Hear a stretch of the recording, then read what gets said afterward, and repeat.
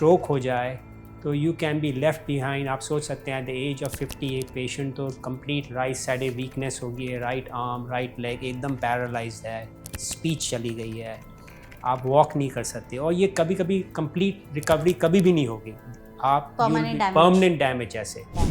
तो जिन लोगों का बीपी अनकंट्रोल्ड है, क्या उनमें चांसेस है आगे चल के ब्रेन स्ट्रोक होने का? जो नंबर 1 रिस्क फैक्टर है अराउंड द वर्ल्ड, मैं बोल रहा हूँ, आप यूरोप ले लें, यूएसए ले लें, इंडिया ले लें, इज़ अनकंट्रोल्ड ब्लड प्रेशर। सो जब आपका ब्लड प्रेशर कॉन्स्टेंटली अनकंट्रोल रहता है ऑन द हायर साइड, वो आपकी ब्लड वेसल्स तो डैमेज कर रहा है। तो क्या जिनका शुगर बहुत ज़्यादा बढ़ा रहता है उनमें भी चांसेस होते हैं कि आगे चलकर वो ब्रेन स्ट्रोक कर सकता है? एब्सोल्युटली। आपने second most important point stroke का बोला, is diabetes, uncontrolled blood sugar.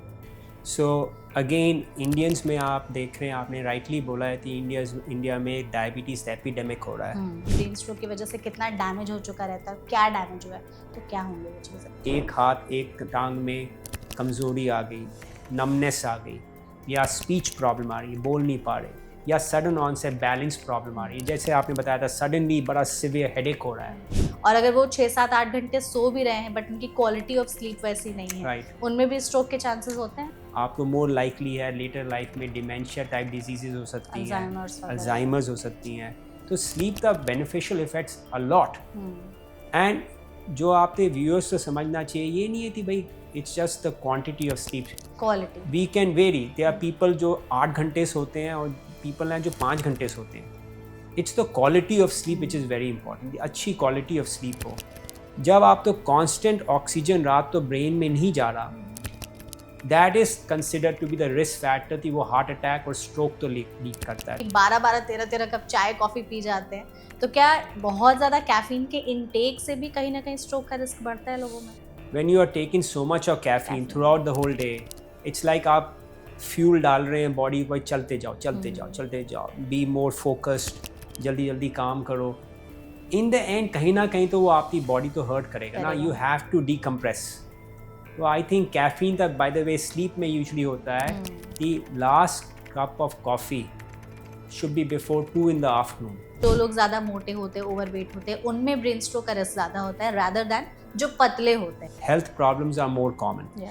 सो एक होता है morbid obesity. Morbid obesity means कि भाई आपका BMI बॉडी मास इंडेक्स इतना है कि भाई you are now prone to having diseases, ठीक है, हार्ट अटैक, स्ट्रोक। तो ऐसा होता है कि अगर आपने शुरुआत के 10-15 साल में बहुत स्मोकिंग की, बहुत अल्कोहल किया, बीच में छोड़ दिया, तो आपको ब्रेन स्ट्रोक नहीं होगा? तो smoking is probably a very big risk factor for heart attack and stroke.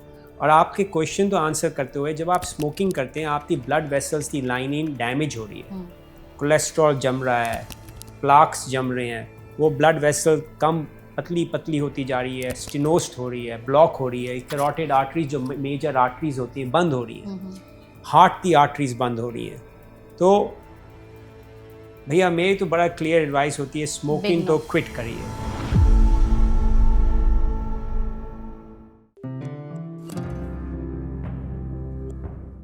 India में ब्रेन स्ट्रोक एक हेल्थ क्राइसिस बन चुका है। हम सभी जानते हैं कि ब्रेन स्ट्रोक के केसेस आज के समय में कितने ज्यादा बढ़ रहे हैं। एक डेटा की माने तो हर 4 सेकंड में इंडिया में एक नया ब्रेन स्ट्रोक का केस रजिस्टर किया जा रहा है और हर 40 मिनट में एक नई मौत। ऐसे में हमें लगता था ब्रेन स्ट्रोक बड़े बूढ़ों की बीमारी है जो 50-60s में होती है, बट आजकल यंग अडल्ट्स में भी ब्रेन स्ट्रोक के केसेस उतने ही ज्यादा बढ़ने लगे हैं। तो इसके पीछे रीजन क्या हो सकता है? हमारी लाइफस्टाइल, हमारे फूड हैबिट्स, या कोई ऐसे हिडन फैक्टर्स जिसके बारे में हमें आइडिया ही नहीं है। तो आज के इस एपिसोड में हम यही डिस्कस करेंगे कि ब्रेन स्ट्रोक बढ़ने के पीछे एग्जैक्ट रीजंस क्या है, इन कॉजेस को सही समय पर डायग्नोज करके हम कैसे खुद को ब्रेन स्ट्रोक होने के रिस्क से कम कर सकते हैं। जिसके लिए सेशन में हमारे साथ एक बहुत ही स्पेशल और बहुत ही अच्छे गेस्ट मौजूद हैं। हमारे साथ हैं डॉक्टर नितिन कुमार सेठी, जो कि चेयरमैन है PSRI institute of neuro sciences में। तो डॉक्टर, सेशन में सबसे पहले तो आपका बहुत बहुत स्वागत है। Thank you so much doctor, session में हमारे साथ जुड़ने के लिए और इतने इंपॉर्टेंट टॉपिक पर डिस्कस करने के लिए, क्योंकि आई थिंक ब्रेन स्ट्रोक एक ऐसी प्रॉब्लम बनते जा रही है जिसके बारे में लोगों को अवेयर, इन्फॉर्म होना बहुत ज़्यादा ज़रूरी है। आपके पास आए दिन इतने सारे केसेस आते होंगे। अभी जैसे सर्दियों का टाइम चल रहा है, कहा जाता है कि सर्दियों के समय में ब्रेन स्ट्रोक के केसेस में ज़्यादातर इजाफा देखा जाता है। क्या इस बात में सच्चाई है, और अगर है तो क्यों सर्दियों में ब्रेन स्ट्रोक के केसेस बढ़ते हैं? थैंक यू मेघा, आपने मुझे बुलाया। आई एग्री, ब्रेन स्ट्रोक बड़ा इम्पोर्टेंट टॉपिक हो रहा है, स्पेशली इन इंडियन पॉपुलेशन में। जैसे हमारी पॉपुलेशन एज कर रही है, स्ट्रोक द इंसिडेंस ज़्यादा बढ़ जाता है। पर आपने एक और पॉइंट बोला दैट इंडिया में strokes are occurring in the young population. So आप आए दिन आप पढ़ेंगे कि भाई somebody apparently हेल्दी आदमी, हेल्दी वुमेन 45-50 ईयर्स में आप तो स्ट्रोक हो रहा है। एक पॉइंट जो मैं आपको पहले बताना चाहता हूँ before we start the topic, कि भाई स्ट्रोक में सबसे बड़ी प्रॉब्लम होती है वर्ल्ड में, stroke is the number 1 cause of disability in the world. Okay. मतलब भगवान ना करे स्ट्रोक हो जाए तो you can be left behind. आप सोच सकते हैं एट द एज ऑफ 50 एक पेशेंट तो कंप्लीट राइट साइड वीकनेस होगी है, राइट आर्म राइट लेग एकदम पैरालाइज्ड है, स्पीच चली गई है, आप वॉक नहीं कर सकते, और ये कभी कभी कंप्लीट रिकवरी कभी भी नहीं होगी, आप परमानेंट डैमेज ऐसे। तो आप सोच सकते हैं that disability is life long.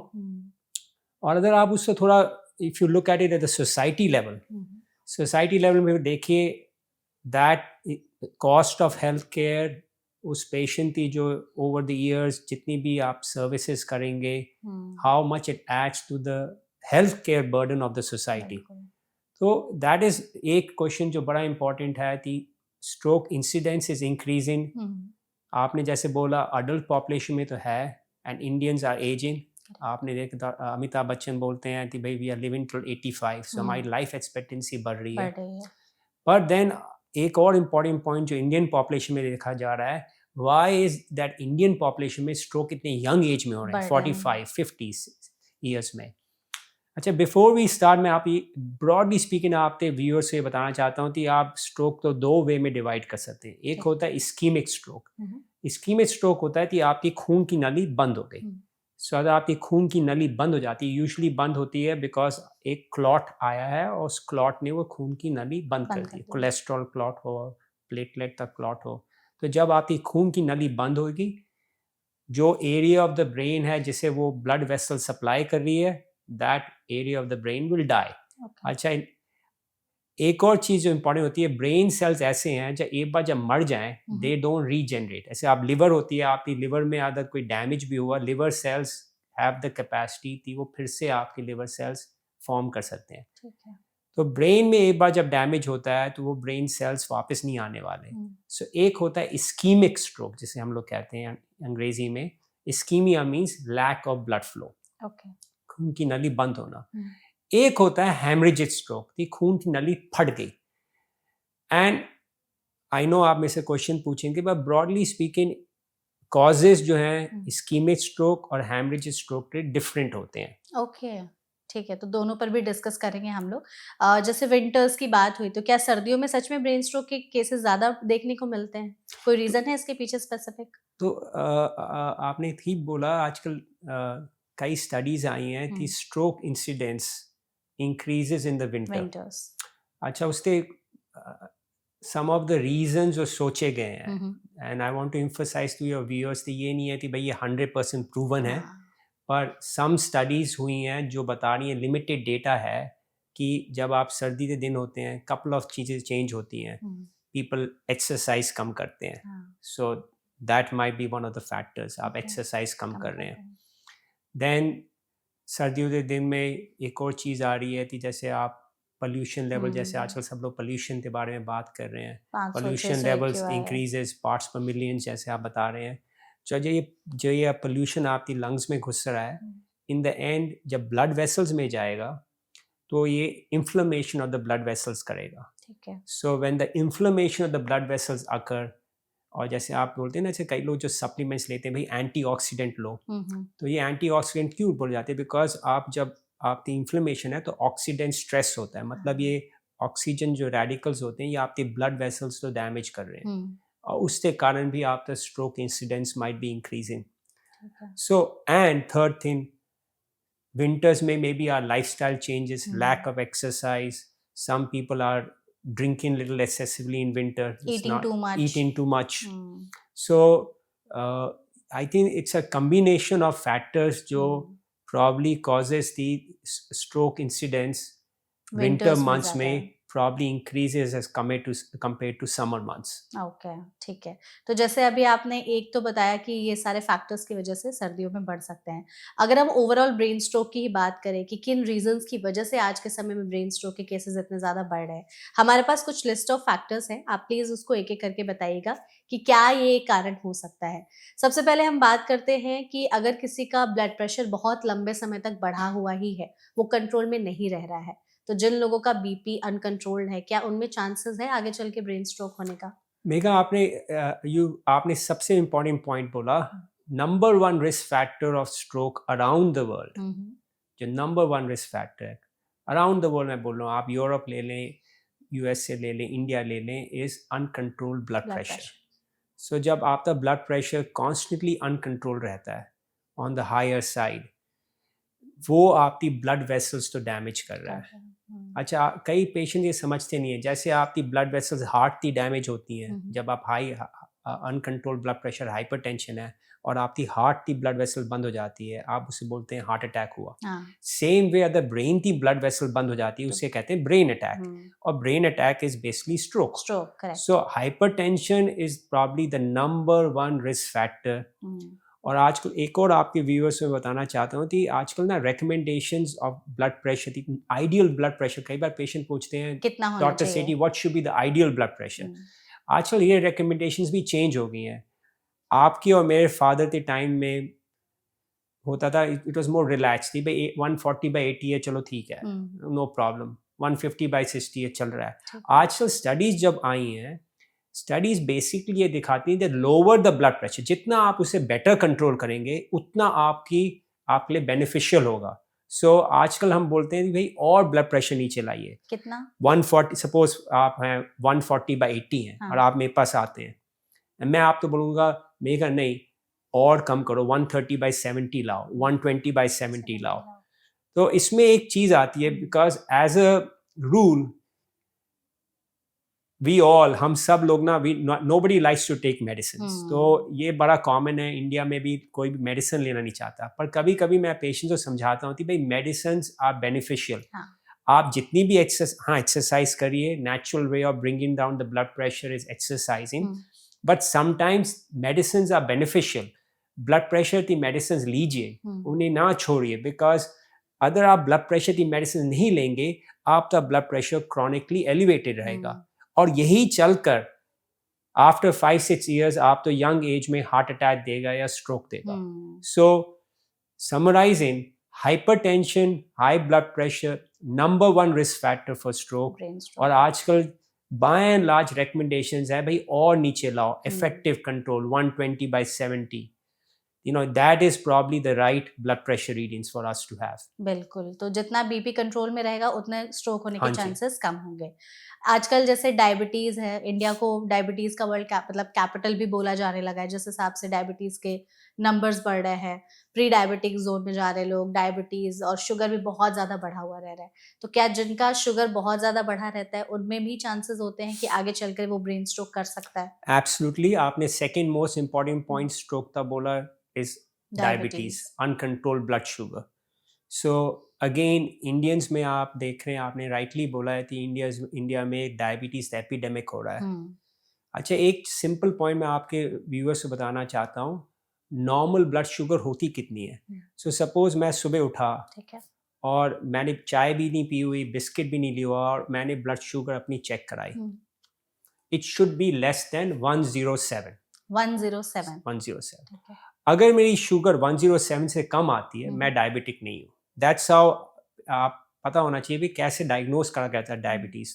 तो कोई भी आदमी जिससे वरीड है कि भाई मुझे डायबिटीज़ तो नहीं है, आप अपनी फास्टिंग, जिसे कहते हैं फास्टिंग ब्लड शुगर कराइए, एंड अगर 107 से कम आई है, वेरी गुड। अगर आपकी शुगर फास्टिंग आती है बिटवीन 107 एंड 126, उसे हम कहते हैं impaired fasting glucose. That means ये प्री डायबिटिक है। तो फिर आपने उन पेशेंट को बोलना भी आप परहेज करिए, आप तो डायबिटीज होने वाली है, आप डाइटरी मॉडिफिकेशन करिए, एक्सरसाइज करिए, जो भी करिए, पर आप प्री डायबिटिक ऑलरेडी हैं। अच्छा, अगर आपकी fasting blood sugar more than 126 आती है तो आप डायबिटिक होते हैं. Okay. दैट्स हाउ डॉक्टर्स हम डायबिटीज डायग्नोज करते हैं. एक अनदर वे होता है, वो होते उसे कहते हैं पोस्ट पैंडियल, खाना खाकर. तो सपोज आपने 2 बजे खाना खाया और मैंने 4 बजे आपकी शुगर चेक करी 2 घंटे बाद, it should be less than 140. अगर लेस देन 140 है आप डायबिटिक नहीं है. If it's more than 160 again कि भाई डायबिटीज हो रही है. और जो लास्ट चीज होती है जो आपने कई व्यूअर्स ने सुना होगा, डॉक्टर्स ऑर्डर करते हैं HbA1c टेस्ट. तो ये HbA1c होता क्या है? HbA1c एक ब्लड टेस्ट होता है जिसमें आप 3 मंथ्स का, लास्ट 3 मंथ्स का डायबिटीज कंट्रोल एवरेज देख रहे हैं. सो नॉर्मल HbA1c, जैसे थैंकफुली मुझे डायबिटीज नहीं है, आप मेरा नंबर्स देखें तो मेरे 5.4 HbA1c.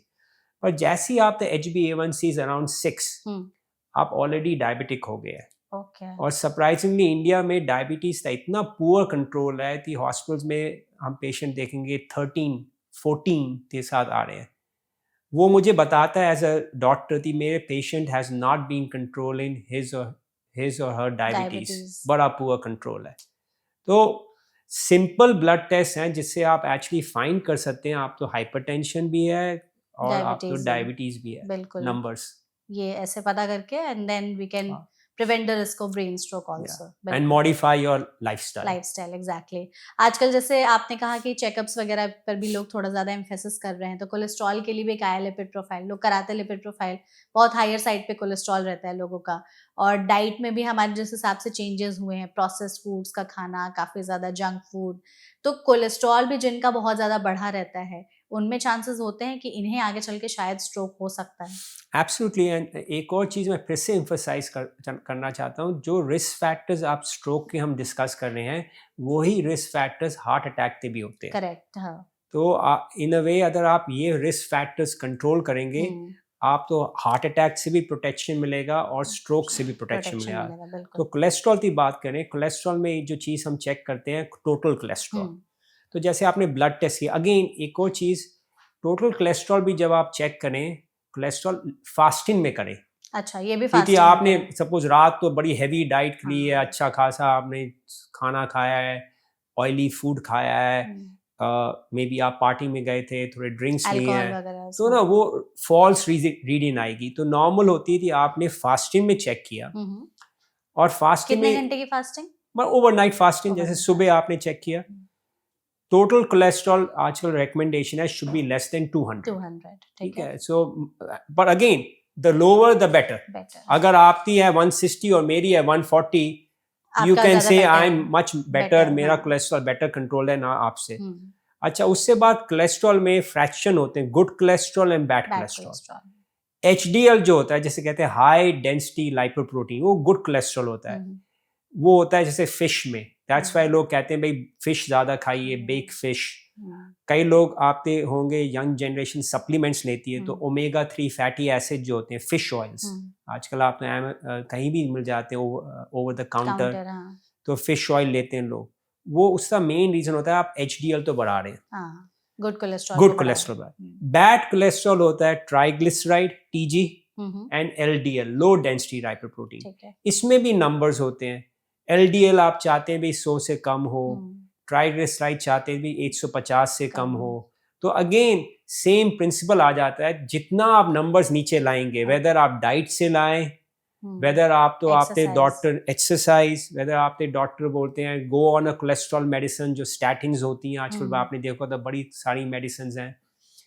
In the and idea है कि जितना नंबर्स आप नीचे लाएंगे उतना आप तो हार्ट अटैक और स्ट्रोक से प्रोटेक्शन मिलेगी. आपने जैसे कहा टोटल कोलेस्ट्रॉल 200 से कम, ट्राइग्लिसराइड 150 से कम, LDL 100 से कम, और जो गुड कोलेस्ट्रॉल है वो 50 से ज्यादा होना चाहिए. तो 200, 150, 100 और 50, ये अगर 4 क्राइटेरिया लोग याद रखें तो कोलेस्ट्रॉल को कंट्रोल करके ब्रेन स्ट्रोक के रिस्क को भी कम किया जा सकता है. और यूजुअली जो मैं करता हूँ, जैसे सपोज एक पेशेंट आए, आपकी एज था, यू आर यंग, तो मोस्ट लाइकली ना इनिशियली होता है कि can I control it with just dietary modification and exercise.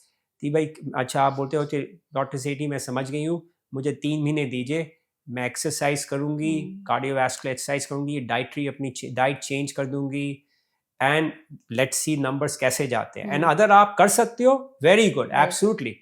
पर अगर आप स्ट्रगल कर रहे हो, वो नंबर्स नहीं आ रहे, दवाई then I feel that as a आपको ओपन होना चाहिए कि भाई let me go on the medicine, because ये नंबर जब मैं नीचे लाऊंगा या लाऊंगी, it will protect me from heart attack और मुझे स्ट्रोक से प्रोटेक्शन मिलेगी। बिल्कुल, मतलब अगर नहीं कंट्रोल हो पा रहे then you can go for the medicines, Right. Otherwise अगर आप डाइटरी और लाइफस्टाइल मॉडिफिकेशन से कर ले तो that is well and good. बिल्कुल। डॉक्टर, एक ओबेसिटी जैसे आजकल इतनी ज़्यादा बढ़ रही है, पहले हमें लगता था that is a west problem कि वहाँ पर ओबीज लोग बहुत ज़्यादा है, बट हम इंडिया में भी देख रहे हैं कि ओबेसिटी इतनी ज़्यादा बढ़ रही है due to stress, poor lifestyle और भी बहुत सारे फैक्टर्स हैं। ओबेसिटी के लिए बोला जाता है कि जो लोग ज़्यादा मोटे होते हैं, ओवरवेट होते हैं, उनमें ब्रेन स्ट्रोक का रिस्क ज़्यादा होता है रादर दैन जो पतले होते हैं। तो सबसे पहले यही बताइए कि इस बात में है कोई सच्चाई कि पतले लोगों में रिस्क कम है ब्रेन स्ट्रोक का, और जो ओबीज है, ओवरवेट, मोटे लोग हैं, उनमें ब्रेन स्ट्रोक का रिस्क ज्यादा होता है? देखिए, आई मीन यूएसए ऑल्सो, तो एक बार ये पूछा गया था एंड किसी बंदे ने बोला थी by just being fat does not mean I am unhealthy. Yes.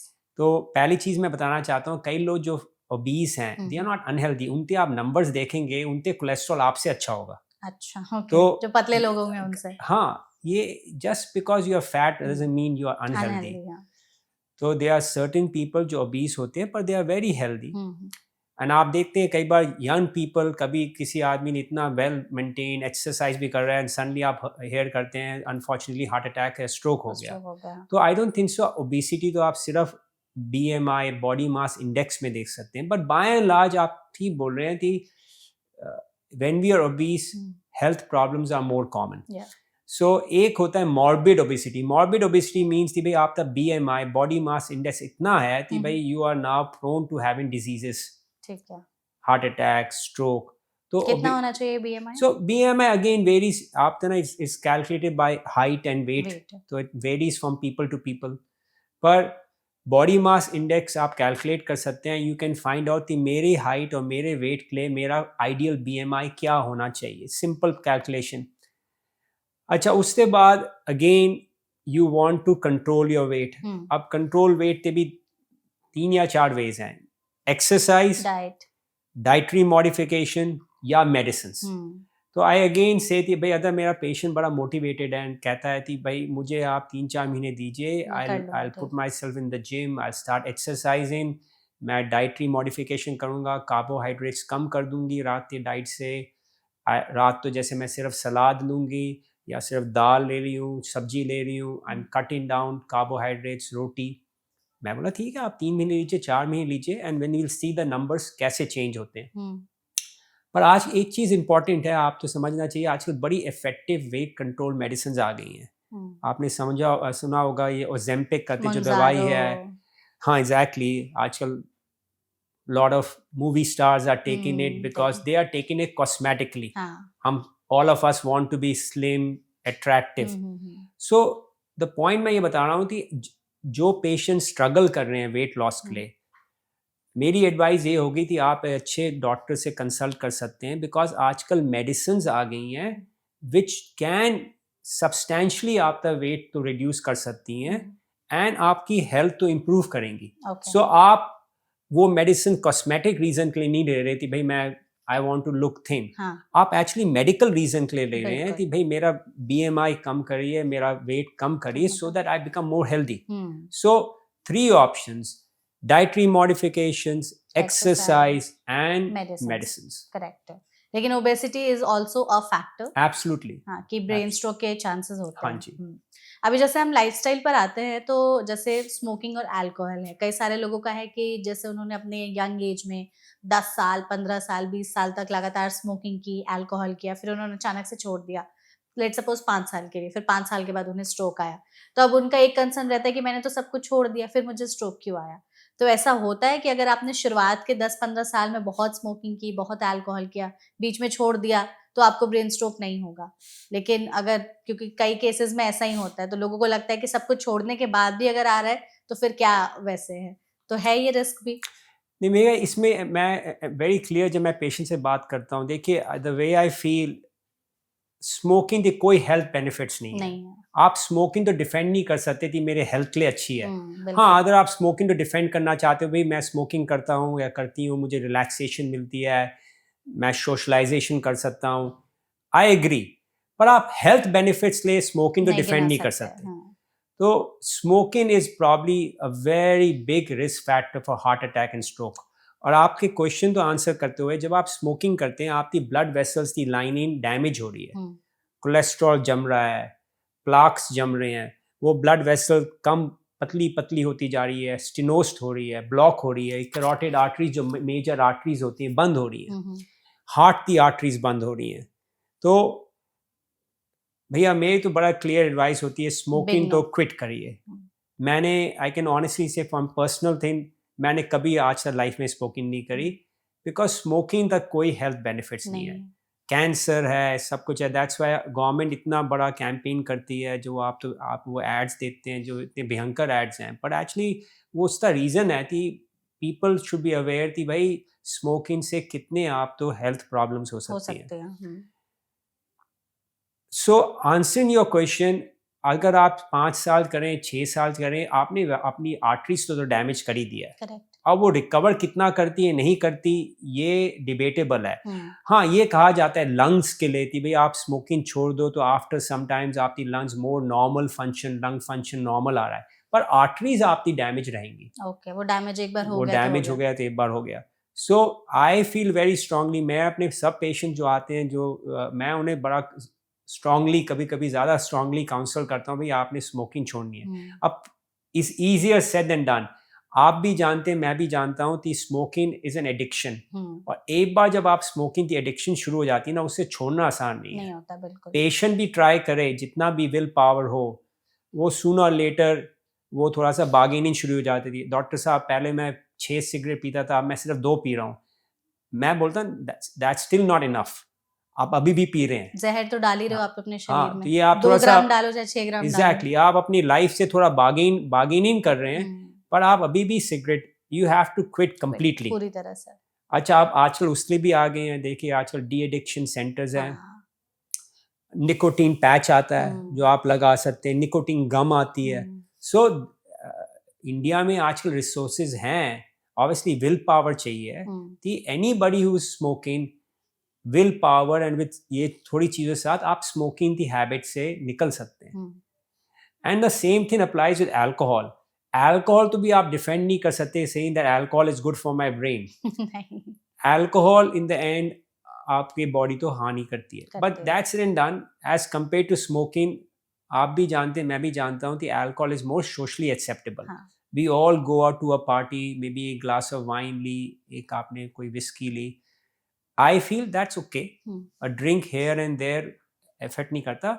Alcohol becomes a problem जब आप एक्सेसिवली ड्रिंक कर रहे हैं, आपको लत लग जाएगा। हाँ, आप बोल रहे थी भैया मैं I am having 180 ml of alcohol every night, 180 ml बहुत ज़्यादा अल्कोहल होती है, आपकी लिवर डैमेज होगी, अल्कोहलिक लिवर डिजीज होगी, आपके ब्रेन में प्रॉब्लम हो रही है।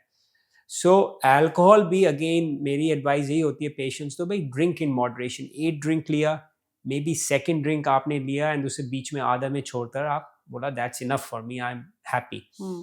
एंड अल्कोहल में भी ये आता है, as you can see wine which is more sort of less alcohol content, red wine कहते हैं थोड़ा हार्ट के लिए अच्छी भी होती है, एज कम्पेयर टू कोई बड़ा हार्ड लिकर ले रहा है, हाई जो 45% आपकी लिकर है उस विस्की में, ऑब्वियसली वो बड़ी प्रॉब्लम है। अल्कोहल में एक और चीज़ मैं ऐड करना चाहता हूँ जो मैंने रिसेंटली इंडिया में देखी है, and even it applies to smoking. Traditionally Indian women में smoking and alcohol was considered to be a taboo, कि भाई आप एज अ लेडी आप स्मोकिंग या अल्कोहल नहीं करते थे। इवन अभी आप देखिए, अगर सपोज मेरी वाइफ है, थैंकफुली मेरी वाइफ डजंट स्मोक और ड्रिंक, बट अदर करती, she would never do it in front of my parents, क्योंकि होता था सोशली एक्सेप्टेबल नहीं था, टैबू कंसिडर होता। Now lifestyle have change, men and women are working together, we are all equal job opportunities, equal hard work. So जैसे multinational companies में just like in USA, काम खत्म हुआ 6 o'clock, we step out, go to a bar, drink कर रहे हैं। सो ये जो थोड़ी प्रॉब्लम्स है ना, वुमेन में भी आ रही, पर वुमेन तो एक अंडरस्टैंड करना चाहिए, genetics stroke risk varies between males and females. उनमें ज्यादा रिस्क होता है? Women are more susceptible to smoking. Women are more susceptible to alcohol. तो अगर आप लेडी हैं, यंग गर्ल हैं, आप यू आर स्मोकिंग और drinking, you have to be, आप तो थोड़ा सा और समझना चाहिए थी भाई, बायोलॉजिकली मेरी बॉडी ऐसे बनाई गई है कि I can not drink as much as this आदमी मैन कैन ड्रिंक. मेरा जो अल्कोहल एंजाइम होता है, जो मेरी अल्कोहल तो ब्रेक करता है, वो कम है. तो women I feel have to be even more careful. उनमें रिस्क भी ज्यादा होता है. उनमें ज्यादा रिस्क होता है. So I think the lifestyle, जब आप बोल रहे हो ना, एक लाइफस्टाइल आप होपफुली आप पूछोगे कि stroke risk and heart attack के risk are increasing very much in Indian women, urban Indian women. And urban Indian women have to be very careful. I think part उसका reason आ रहा है कि हमारी lifestyle बड़ी change हो गई है. And I feel, जैसे मैं किसी को judge नहीं करता, I feel कि मेरा job है medical advice देना. So we have to understand कि हमारी limitations क्या है. Limitations ये हैं कि women, if a woman आपको alcohol smoking लेस करनी as compare to a man, preferably एकदम ही ना करिए. डॉक्टर, अभी जैसे हम सबकी जो जॉब्स है वो भी 9 to 5 हो गई है, सिटिंग जॉब्स है, स्क्रीन टाइम भी इतना ज़्यादा बढ़ गया है. हम अगर 8-9 घंटे स्क्रीन देख रहे हैं तो फिर घर जा करके हम सेम टीवी, लैपटॉप, फ़ोन का यूज़ कर रहे हैं. ज़्यादा स्क्रीन टाइम की वजह से भी क्या रिस्क होता है ब्रेन स्ट्रोक होने का? देखिए, आई फील दैट आप जस्ट आप बोले मैं स्क्रीन टाइम, कंप्यूटर पर बैठी हुई हूँ, उसके कारण स्ट्रोक होना है. Probably there is no scientific study जो वो जस्टिफाई करती है. ठीक है. पर जब आप स्क्रीन टाइम पर इतना टाइम, जैसे आप बता रहे हैं कि आपकी मोस्टली डेस्क जॉब है, घर में भी ज़्यादातर आप डेस्क जॉब कर रहे हैं, उसका मतलब क्या है कि आपका सेडेंट्री लाइफस्टाइल है. सेडेंट्री लाइफस्टाइल मीन्स आपके स्ट्रोक के रिस्क बढ़ेंगे. सेकेंड, जो इम्पोर्टेंट पॉइंट है, I think our Indians, especially young Indians, आजकल are working under tremendous stress. Multinational companies में deadlines हैं, targets हैं. We are stressing about this. लोगों ने लोन लिए हुए हैं. Everybody wants a good lifestyle. आप वो लोन पे कर रहे हैं. I think in the end आप बोलिए थी ना, ये सब factors मिलाकर आइसोलेशन में नहीं आप देख सकते. तो दैट्स वाई, जैसे फॉर एग्जांपल बोला जाता है भाई माइंड तो काम करिए, you know, some amount of relaxation. जैसे मैं आपको बड़ा सिंपल एग्जांपल दूंगा. I go for a walk और रन. आप देखेंगे जॉगिंग ट्रैक में भी लोग अपने सेलफोन पर बात कर रहे हैं. अब भैया आपने अगर हाफ एन आवर अपनी बॉडी तो दे रहे हैं, पूरी तरह से दो. Why don't you the right to disconnect. इसका इसी कारण यूरोप में अब लॉ आया है, द राइट टू डिस्कनेक्ट. मतलब कोर्ट ने लॉ पास किया है कि आपके जो एम्प्लॉयर हैं 5 बजे के बाद आप तो मैसेज नहीं भेज सकते वर्क रिलेटेड. ये नहीं थी आप 6:30 आपकी ईमेल में मैसेज आ रहा है, आप ईमेल में लॉग इन कर रहे हैं, आंसर कर रहे हैं, because that is work. In the and आप वर्क कर रहे हैं, आपको कोई ब्रेक नहीं मिल रही. तो इंडिया में भी I think we'll have to mature कि भाई there has to be a period जहाँ, और आजकल जैसे मैंने सोशल मीडिया में देखा है, सम CEOs have said 70 hours work week, 80 hours work week. कि भाई हमने इतना काम किया, why can't the younger generation do this much work? I think that is looking at it बड़ा simplistically. Health needs, the brain needs to relax. आप you want to sleep. आप कभी sleep कर पाएंगे जब आप brain तो shut down कर सकते हैं, relax करेंगे आप. अगर आप रात के 9:30, 10 का you are working, आप कैसे आप ब्रेन तो शट डाउन कर सकते हैं? So obviously then you are constantly under stress. So I think जिसमें यही सब चीज़ें लाइफस्टाइल में आती हैं.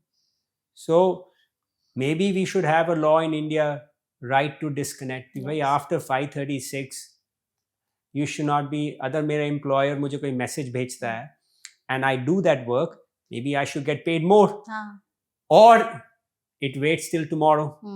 बिल्कुल. ओवर टाइम अगर कर रहे हो तो फिर उसका आप एक्स्ट्रा पे करो. ऐसा तो फिलहाल मतलब कुछ है नहीं, but still I think these, आपने जैसे कहा कि ये सब मिलकर के एक फैक्टर जो है वो कंट्रीब्यूट करते हैं ब्रेन स्ट्रोक में. इसमें आई थिंक नींद की कमी भी बहुत ज्यादा एक बड़ा फैक्टर है, क्योंकि स्ट्रेस की वजह से आप सो नहीं पाते हो तो आपको वैसे ही बहुत सारी बीमारियां होती हैं.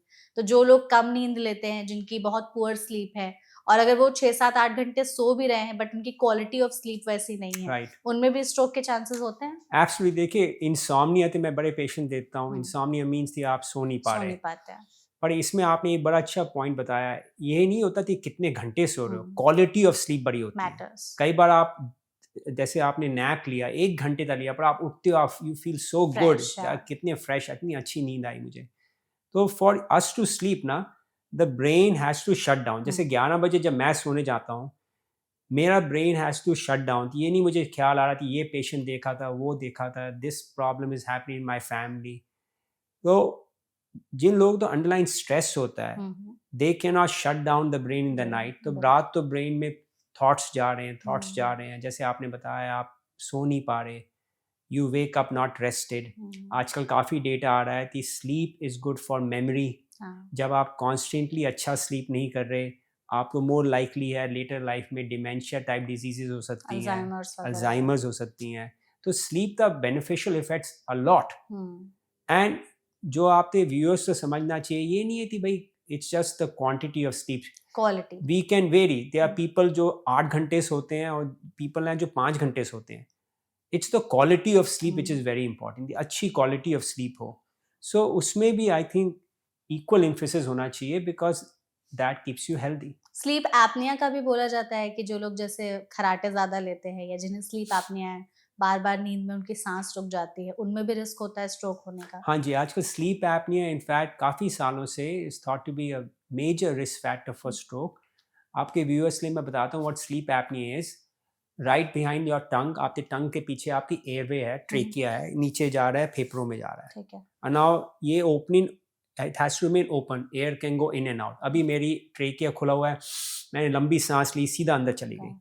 अब आप देखिए कोई somebody मेरे से unlike heavy obesity, Indian man में जब ओबीस बनते हैं, हमारी सेंट्रल ओबेसिटी आती है, पॉट बेली, और फैट यहाँ आ गया। तो अब क्या होगा जब ये आदमी या ये लेडी सोएंगी, स्पेशली जब अपने बैक पर सो रहे हैं, तो आपकी टंग जो है, जुबान पीछे गिरेगी, वो एयरवे तो ब्लॉक कर देगी। ये सॉफ्ट टिश्यू जो है वो भी अंदर घुस रहा है, उसने ब्लॉक कर दिया। तो क्या होगा, आपके बेड पार्टनर जो होंगे, हस्बैंड या वाइफ, वो तो एक तो बोलेंगे भाई तुम बड़ा रात तो बड़ा खराटे ले रहे हो, मैं सो नहीं पा रहा आपके साथ। सेकंड, वो कभी कभी बताएंगे कि भाई रात को आपकी ब्रीदिंग बड़ी स्ट्रेंज है, जैसे आपको लग रहा है बीच बीच में आपकी सांस रुक रही है। तो जैसे आपको याद है कोविड में सब लोग वो पल्स ऑक्सीमीटर ले रहे थे, तो जब आता आप सपोज रात तो पल्स ऑक्सीमीटर लगाएंगे इन पेशेंट्स में, आप देखेंगे तो ऑक्सीजन 90 से कभी कभी 60 तक गिर रहा है। अच्छा। सो जब आप तो कांस्टेंट ऑक्सीजन रात तो ब्रेन में नहीं जा रहा, that is considered to be the risk factor कि वो हार्ट अटैक और स्ट्रोक तो लीक करता है। तो आजकल स्लीप एपनिया तो बड़ा एम्फेसिस आ रहा है। So again for your viewers, अगर कोई आप में से कोई भी हैं जो थोड़े ओबीस हैं, आपकी वाइफ या हस्बैंड बोल रहे हैं कि भैया आप बड़े जोर की स्नोर कर रहे हैं, आप सुबह उठते हैं, यू डोंट फील रिफ्रेशिंग, आपको स्लीप एपनिया हो सकता है। Very easy to diagnose. आप कोई भी डॉक्टर के पास जाते हैं, स्लीप स्टडी करी जाती है, पता चला जाता है कितनी बार आपको स्लीप एपनिया है, उससे ट्रीटमेंट भी बड़ी अच्छी है। So again sleep apnea important है because it's treatable risk factor for stroke. आप ट्रीट कर सकते हैं और इस रिस्क फैक्टर तो हटा सकते हैं। बिल्कुल, अगर हम एटलीस्ट एक को कम कर सकते हैं तो क्यों ना कम करें। हाँ जी, बिल्कुल। तो मतलब स्लीप भी उतनी ही इम्पोर्टेंट है और उससे होने वाली जो प्रॉब्लम्स आपने बताई वो भी बहुत ज़्यादा ज़रूरी है। अब हम थोड़े से डाइट वाली चीज़ों पर भी आते हैं डॉक्टर। क्या बहुत सारे लोग जो डिहाइड्रेटेड रहते हैं, कम पानी पीते हैं, उनमें चांसेस होते हैं आगे चल करके स्ट्रोक होने के? क्योंकि डिहाइड्रेशन की वजह से वैसे भी बहुत सारी प्रॉब्लम्स होती हैं लोगों में। हाँ जी, I mean water is good.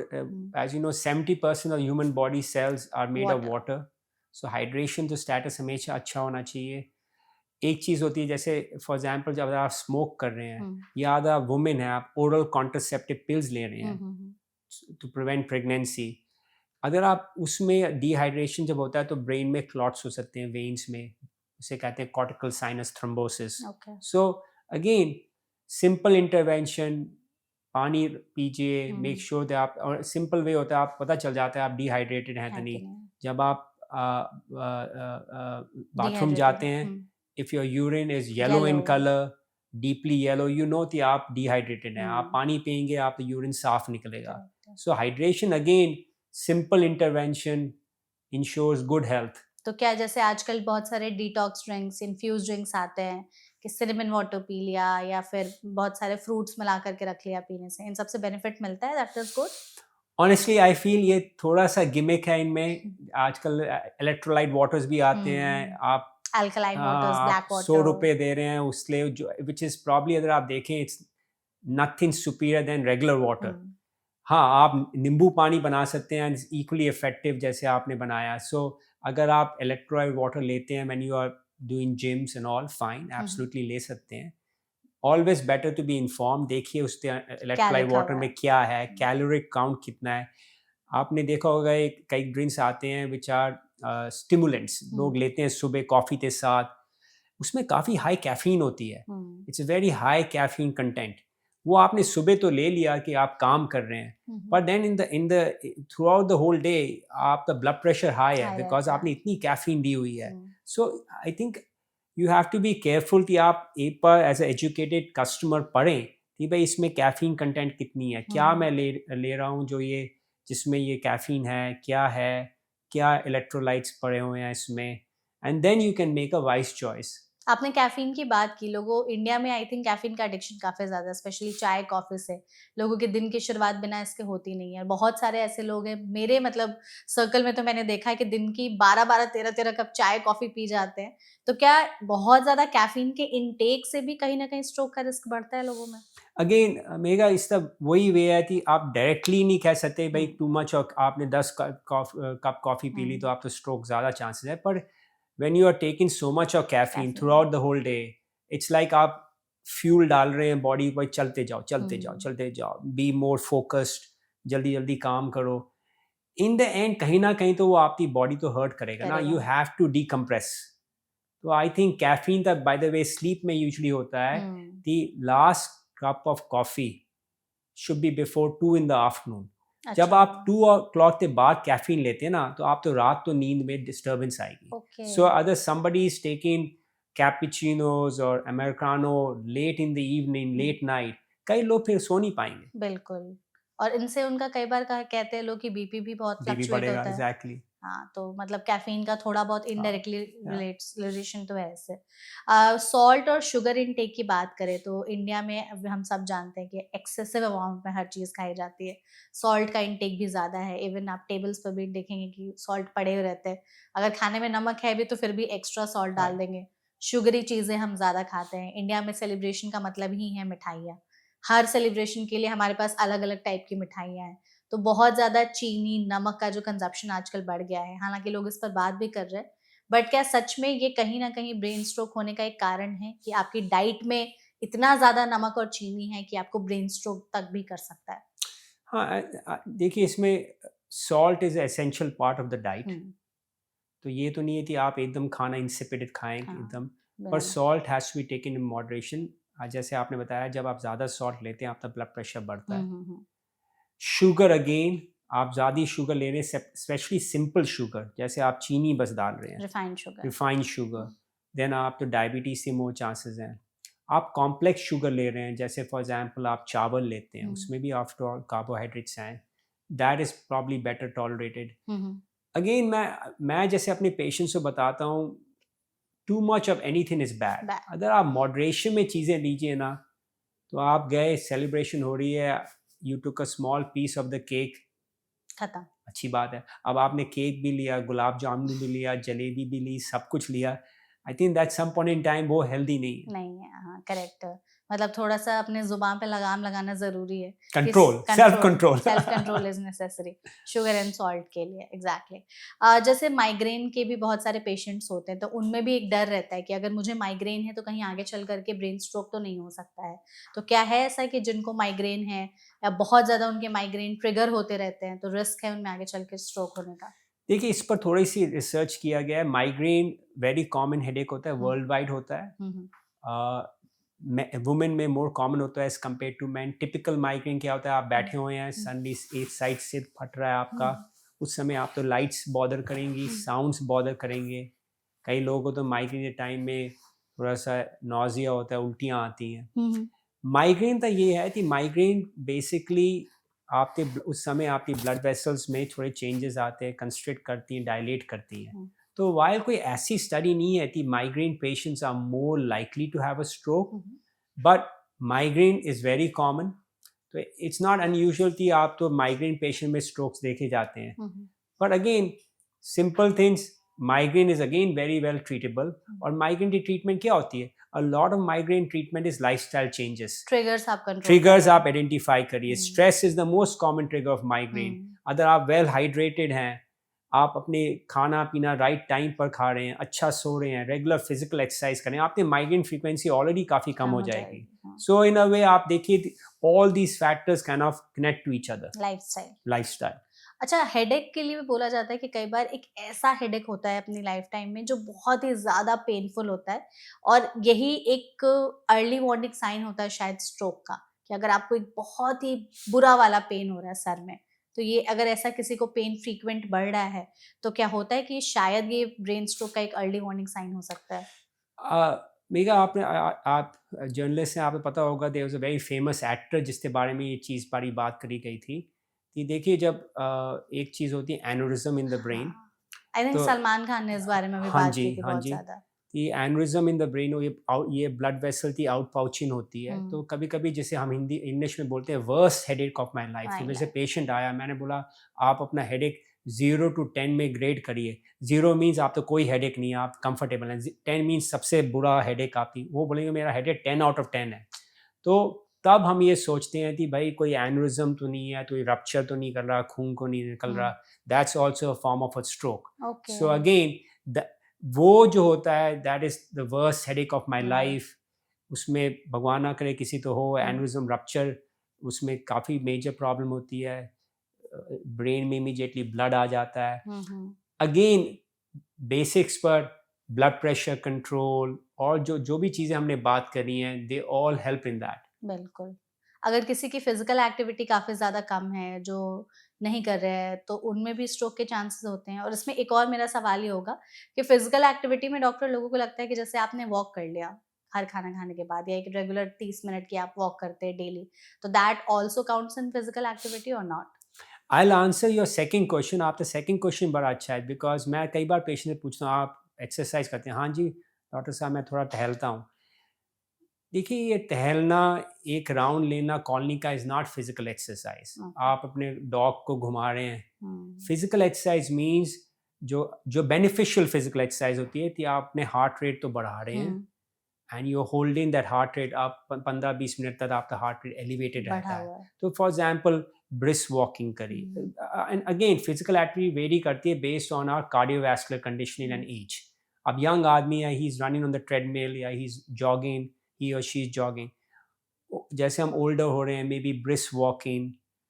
तो फिजिकल एक्टिविटी आपने ठीक बोला, ये आप ये नहीं कह सकते बस मैं थोड़ा यहाँ टहल लेता हूँ या टहल लेती हूँ। That's, you have to really do exercise जिसमें आपका हार्ट रेट ऊपर जाए, थोड़ा सा आपकी स्वेटिंग हो, सांस फूले, कार्डियोवैस्कुलर कंडीशनिंग हो।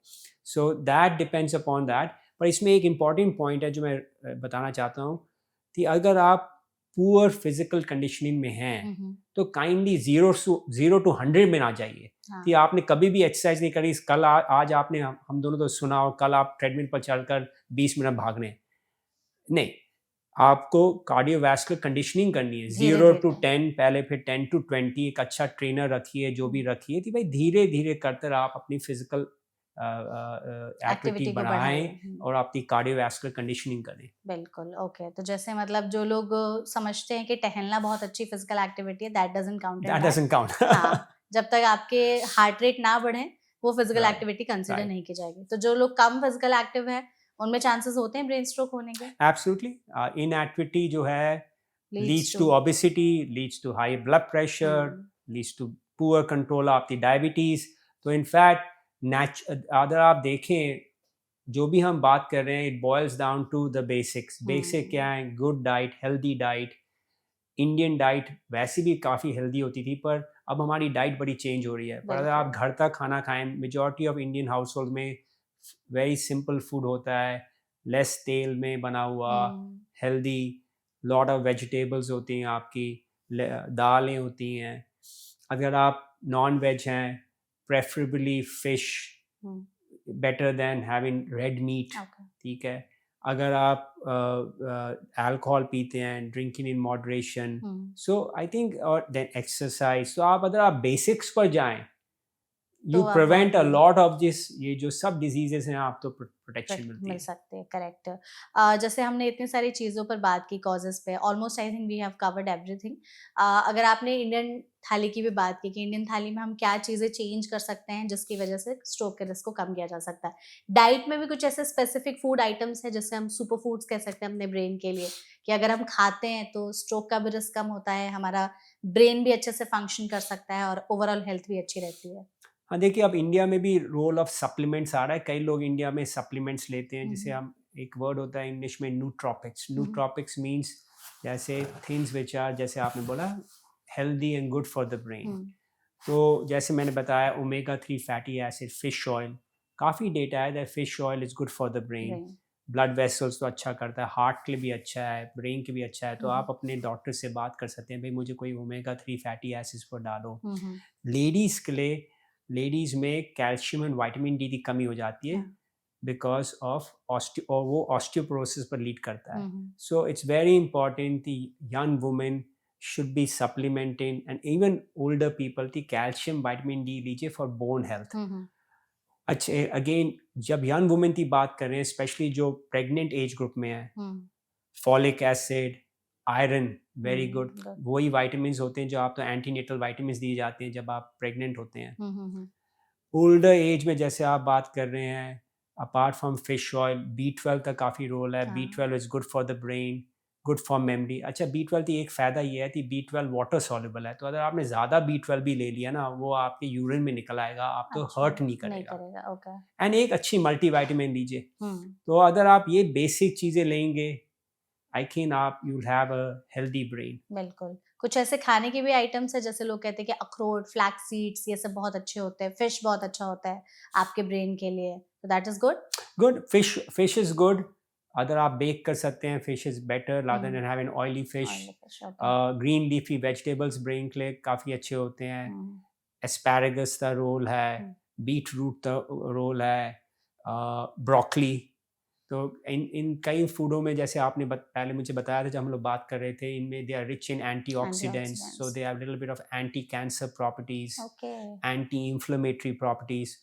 इंडियन फूड का एक बड़ा फायदा है कि हम टर्मरिक काफ़ी डालते हैं। हल्दी, अदरक, लहसुन के लिए भी बोलते हैं, बहुत अच्छा होता है। आजकल तो आज जैसे ये सप्लीमेंट्स मिलते हैं, जहाँ आप तो ट्यूमरिक के सप्लीमेंट्स भी मिलते हैं, कि आपने खोला कैप्सूल या आपने अपने आप, सो ये सब चीज़ें आप, I think, healthy for the brain. Add कर सकते हैं। एब्सोल्युटली। ओके। तो डॉक्टर, आई थिंक हमने इस सेशन में कॉजेज पर अच्छी खासी बातचीत की है। हम चाहते हैं कि कुछ ऐसे सिम्टम्स या साइंस बताएं जो हमारी बॉडी दे रही होती है कि शायद ये ब्रेन स्ट्रोक की तरफ इशारा हो सकता है, तो हमारे पेशेंट समय रहते उस चीज़ को पहचान करके डायग्नोज कर सके। देखिए मेगा, दिस इज़ प्रॉब्ली जो सबसे इम्पॉर्टेंट क्वेश्चन है, एजुकेशन। और ये आपने सबसे इम्पॉर्टेंट क्वेश्चन पूछा है, बिकॉज अगर आप स्ट्रोक तो प्रिवेंट कर सकते हैं, वो हमेशा बेटर देन क्योर। तो science and symptoms of a stroke ना हर आदमी तो पता होना चाहिए।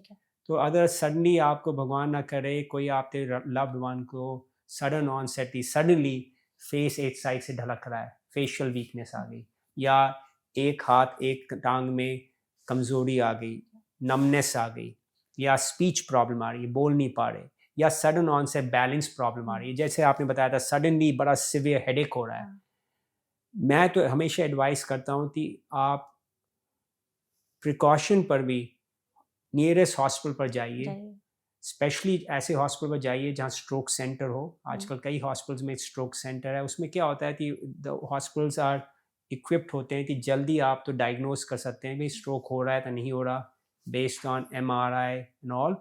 एंड अगर स्ट्रोक हो रहा है तो आपके व्यूअर्स को पता होना चाहिए कि जो इस्कीमिक स्ट्रोक होता है, जिसमें खून की नली बंद होती है, उसमें आजकल दवाइयाँ आ गई हैं जो कॉल क्लॉट बस्टिंग ड्रग्स, जो आपके वो क्लॉट तो बस्ट कर सकती हैं एंड आप रिकवर कर सकते हैं 100%। पर उसका विंडो पीरियड होता है, तो गोल्डन आवर होता है कि अगर आप 1 घंटे में पहुंचे तो बड़ी अच्छा, पर उसका कट ऑफ पीरियड होता है अबाउट 4.5 आवर्स। तो सपोज स्ट्रोक 7 बजे शुरू हुआ, आप हॉस्पिटल पहुंचे 2 बजे, तो आप, मैं जितना भी आप तो हेल्प करना चाहो ना, मैं आप तो हेल्प नहीं कर सकता, वो विंडो पीरियड निकल गया उस समय। फिर अनफॉर्चुनेटली जो स्ट्रोक हो गया। क्या हो सकता है उससे? जितनी जैसे सपोज मेजर वीकनेस रह गई है वो रह जाएगी, ऑब्वियसली थोड़ा फिजिकल थेरेपी से रिकवर करेंगे, पैरालाइज भी हो सकते हैं, पैरालाइज भी हो सकते हैं एकदम, तो मेजर डिसेबिलिटी रह गई। तो इसी कारण आजकल बड़ा आ रहा है कि भाई स्ट्रोक साइंस एंड सिम्टम्स तो इमीडिएटली रिकग्नाइज करिए और इमीडिएटली नियरेस्ट हॉस्पिटल में जाइए और एजुकेटेड रहिए, पूछिए डॉक्टर से कि भाई किस तरह का स्ट्रोक है, मेरा लव्ड वन, मेरी मदर, मेरे फादर विंडो पीरियड में है या नहीं, ये ड्रग अवेलेबल है कि नहीं है तो हम किसी और बड़े हॉस्पिटल में ले जा सकते हैं, बिकॉज वो टाइम उस समय क्लिक कर रहा है। और न्यूरोलॉजी में एक सेइंग होती है, टाइम इज ब्रेन। जितना टाइम निकल गया, वो ब्रेन एक बार जब डैमेज हो गए, वो ब्रेन वापस नहीं आने वाला। तो अगर 4 घंटे का पीरियड अगर किसी का निकल जाता है, तो अगर समझना हो किसी को कि ब्रेन स्ट्रोक की वजह से कितना डैमेज हो चुका रहता है, क्या डैमेज हुआ है, तो क्या होंगे वो चीज़ें? देखिए वो उस समय तो जब आपकी असेसमेंट करी जाएगी, जब हॉस्पिटल पहुंचेंगे, द न्यूरोलॉजिकल असेसमेंट में डॉक्टर्स देखेंगे कि भाई कितने स्ट्रोक प्रॉब्लम है, कितनी वीकनेस है आर्म में, हाथ हिला भी पा रहे हैं कि एकदम पैरालाइज है, स्पीच कितनी इम्पेयर्ड है, एक दो शब्द बोल पा रहे हैं तो एकदम नहीं बोल पा रहे, विजन में क्या प्रॉब्लम है, बैलेंस में क्या प्रॉब्लम है। सो उसके बाद यूजली क्या होता है कि आप तो एडमिशन होता है हॉस्पिटल में, और अगर वो विंडो पीरियड निकल गया है तो आप तो दवाइयों पर डाला जाएगा जो प्लेटलेट्स पर काम करती हैं। जैसे दवाइयाँ होती हैं एस्प्रिन, वैसे आपने सुनी होगी एस्प्रिन के डिफरेंट ब्रांड्स होते हैं। और फिर फिजिकल थेरेपी शुरू करी जाती है, speech therapy, physiotherapy, occupational therapy. साथ में डॉक्टर्स आर ट्राइंग कि भाई आपके ब्लड प्रेशर नीचे लाया जाए, जो भी आपके स्ट्रोक फैक्टर्स हमने डिस्कस करने हैं, आइडेंटिफाई करते हैं, उन्हें करेक्ट किया जाए। पर अनफॉर्चुनेटली स्ट्रोक की जो अब वीकनेस रह गई है वो धीरे धीरे रिकवर करेगी, और कितना रिकवर करती है वो हम नहीं कह सकते उस समय। ओके, तो आई थिंक इस सेशन में हमने काफ़ी अच्छे खासे डिस्कशन किए। हम चाहते हैं डॉक्टर के बीइंग अ न्यूरोलॉजिस्ट, आप जाते जाते हमारी ऑडियंस को एक टिप या मंत्रा ज़रूर दे दे कि अगर वो चाहते हैं कि ब्रेन स्ट्रोक का रिस्क कम हो या उससे खुद को बचा करके रख सके, कौन सा ऐसा एक लाइफ सेविंग टिप है जो अगर वो आज से फॉलो करेंगे तो बहुत हद तक उस रिस्क को कम कर सकते हैं? देखिए इसमें मैं एज ए न्यूरोलॉजिस्ट मेरे लिए brain is the most important organ. ये हमारा सुपर कंप्यूटर है, यहाँ से हमारी थॉट्स आ रही हैं, मेमोरीज आ रही हैं, सब कुछ आ रहा है। तो मैं बड़ा स्ट्रांगली फील करता हूँ कि हमें अपने ब्रेन तो प्रोटेक्ट करना चाहिए। तो मेरी एडवाइस यही है कि we should be health conscious. No matter किस स्टेज में आप लाइफ में, कितने बिजी हैं, कितने स्ट्रेस में हैं, छोटी छोटी आप इंटरवेंशन कर सकते हैं जिससे आप अपने ये स्ट्रोक रिस्क फैक्टर्स मॉडिफाई कर सकते हैं। जो भी हमने डिस्कस किया आपने देखा है, नथिंग इज समथिंग जिसमें आपको मैंने बताया कि ये चीज़ खरीदनी पड़ेगी, वो करना पड़ेगा, पैसे लग, these are all simple lifestyle changes, simple blood pressure medicine time पर लेना, डायबिटीज़ मेडिसिन लेना। इंडिया में बड़ा कॉमन होता है, आपने 3-4 महीने तक ब्लड प्रेशर मेडिसिन ली और छोड़ दी और बताया भी नहीं किसी को, फॉलोअप भी नहीं लिया, फॉलोअप नहीं किया। डायबिटीज़ मेडिसिन छोड़ दी, आपने किसी को नहीं बताया। तो आई थिंक देखिए थोड़ा सा रिस्पॉन्सिबिलिटी आती है अपने ऊपर। इन द एंड मैं अपने पेशेंट्स को ये बताता हूँ कि आप अपने फैमिली की लुक आफ्टर तभी कर सकते हैं जब यू आर हेल्दी। यस, बिल्कुल। तो खुद को हेल्दी और फिट रखना बहुत ज़रूरी है। Okay, thank you so much doctor. इस सेशन में आप हमारे साथ जुड़े, आपने ब्रेन स्ट्रोक पर ऑलमोस्ट हर एक एस्पेक्ट को बहुत ही ब्यूटीफुली बताया। हमने इतने सारे कॉजेज़ पर बात की, कैसे खुद को बचा सकते हैं, उसके अलावा ट्रीटमेंट ऑप्शंस हमारे पास किस तरह की चीज़ें विंडो पीरियड पर। तो इस सेशन से आई थिंक हमारी ऑडियंस को बहुत ज़्यादा हेल्प मिलने वाली है। Thank you so much. I think you enjoyed the session. I did. Thank you so much. Thank you for calling me. And audience, अगर आपको ये वीडियो अच्छी लगी हो तो इसे शेयर ज़रूर करिएगा उन लोगों के साथ जो हो सकता है ब्रेन स्ट्रोक होने के रिस्क पर हो या उन्हें कभी ना कभी लाइफ में एक बार हुआ हो ऐसा, उनके लिए ये इन्फॉर्मेशन काफ़ी ज़्यादा यूजफुल होने वाली है। अगर आपके मन में ब्रेन स्ट्रोक से रिलेटेड कोई और भी सवाल रह गए हैं, आप कमेंट सेक्शन के जरिए हमसे पूछ सकते हैं। हम पूरी कोशिश करेंगे डॉक्टर के जरिए उन सभी सवालों के जवाब देने के। ऐसे और भी वीडियोज़ के लिए देखते रहिए NBT लाइव।